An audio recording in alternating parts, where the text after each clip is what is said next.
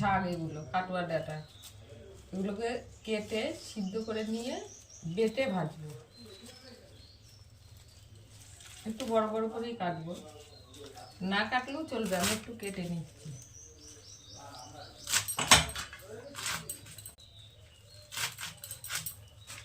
শাক আর কাঁচা লঙ্কা সিদ্ধ করতে দিয়েছি, শাকটা কাঁচা লঙ্কাটা সিদ্ধ হয়ে গেছে, এবার ঠান্ডা করে বেটে নেবো।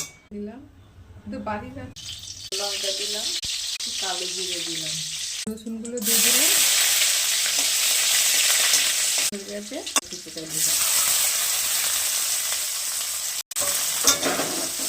পেঁয়াজগুলো একটু লাল করে ভেজে, রসুনগুলো লাল লাল করে ভাজা হয়ে গেছে। এবার এই যে শাকটা বেটে রেখেছিলাম দিয়ে দিলাম,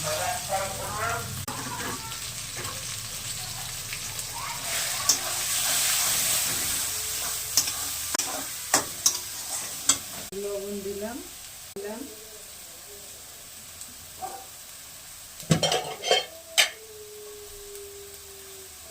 অল্প একটু চিনি দিলাম।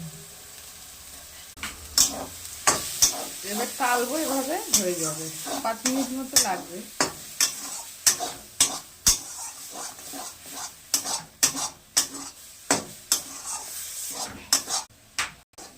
শাকটা ভাজা, এবার তুলে নেব। কাটুয়া ডাঁটার পাতা সিদ্ধ করে বেটে নিয়েছি, বেটে ভেজেছি। এটা কাটুয়া ডাঁটার পাতা